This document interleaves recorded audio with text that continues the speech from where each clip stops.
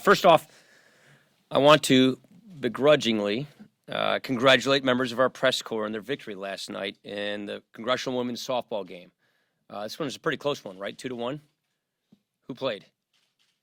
Come on.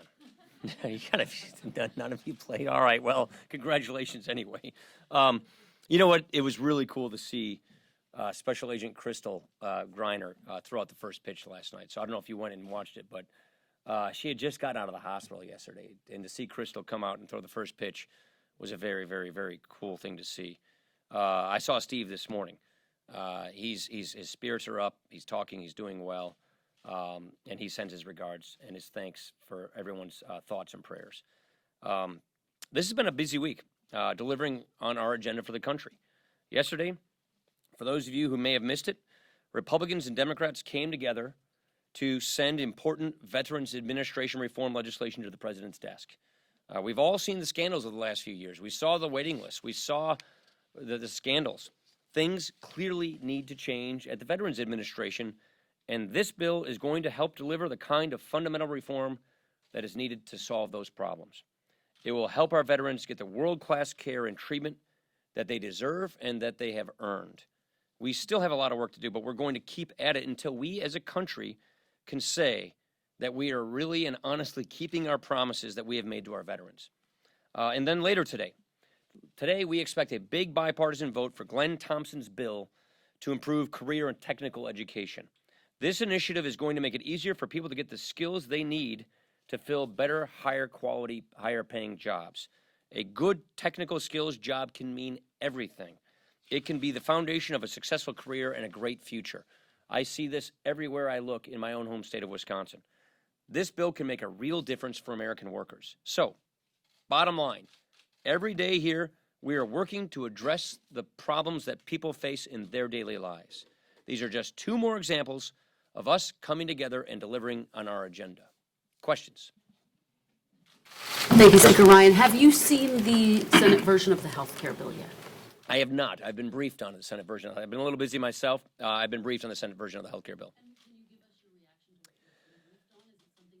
Yeah, look, believe me, I know how hard this process is from personal experience. From what I understand, their bill tracks in many ways along the lines of the House bill. I think that's very good.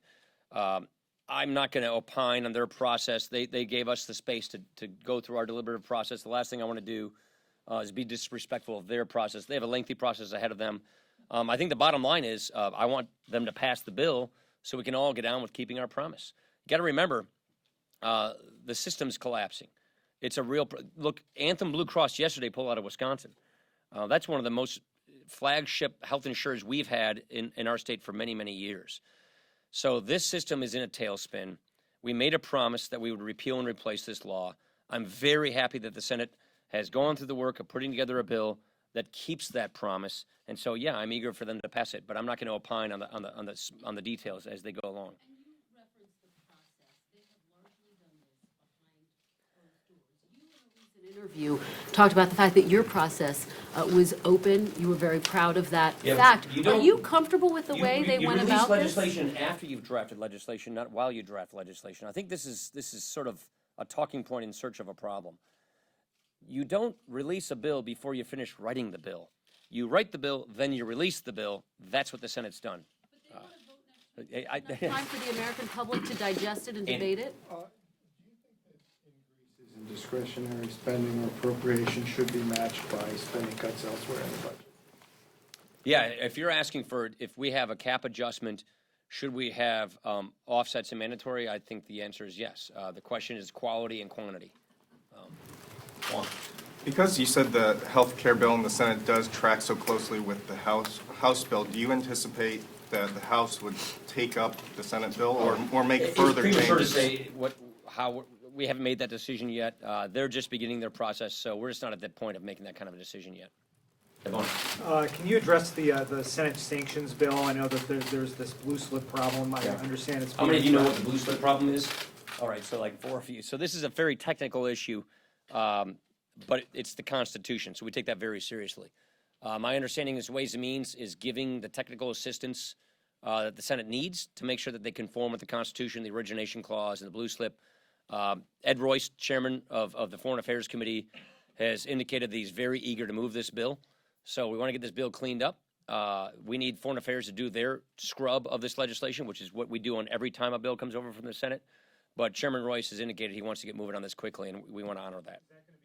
Committee referral, where they're actually going to mark up that bill, or? Don't know the answer to that. We would just want to get moving on it, but we've got to honor the blue slip, which is a constitutional origination clause issue. That's why we asked Ways and Means, which is in charge of this, to make sure that they give Senate Foreign Affairs or Foreign Relations the technical work they need so they can get this right.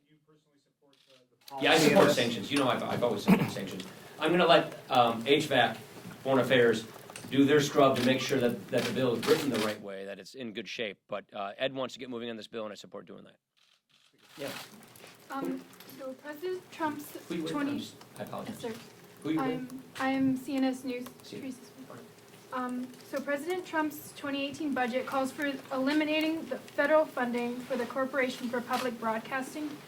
Do you support that proposal, and will you follow the funding elimination of the CBP outlined in the president's budget? I'm going to have to refer you to the appropriators. They are just getting ready.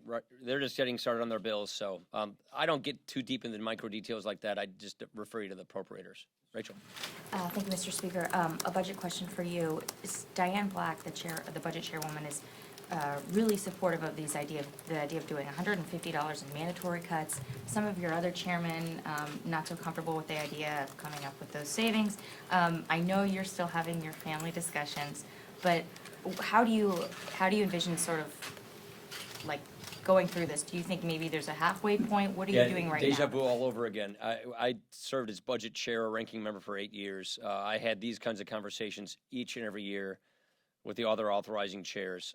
She is doing a fantastic job of getting consensus on the kinds of instructions we need to make sure that we get some savings out of the budget. Every budget should have savings, and Diane Black is doing that just like any other year and any other budget chair should.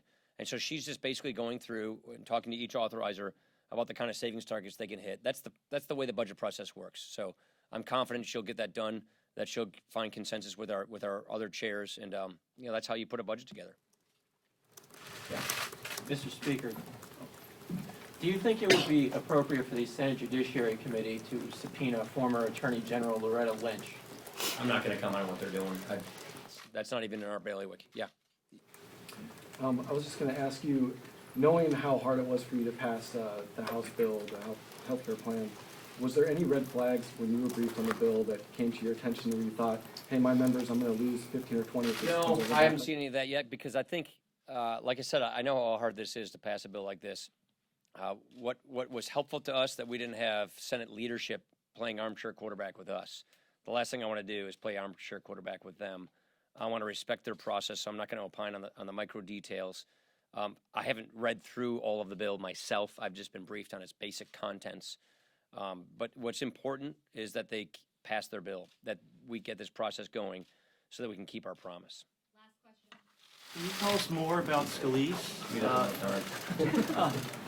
you tell us a little bit more about Mr. Scalise? Well, I'll let his Don condition? Yeah, what we have decided is we're not going to be the ones commenting on his health prognosis or progress, other than to say I had a great meeting with Steve-O this morning, and he's bright, he's alert. He just wanted to go through the agenda. He wanted to go through the latest whip. He wanted to go through what's coming to the floor next week. He wanted a brief on work, and he was just so thankful for also. By the way, we're doing blood drives here. He's very thankful for that. He's very thankful for the outpouring of support that he's received from friends and colleagues and people from Louisiana. And so he was just very, very taken and moved. And just to hear him talk about, Bailey and Crystal and his affection for them and his thankfulness for them, it's really something. But he seemed like he was doing well. Thanks.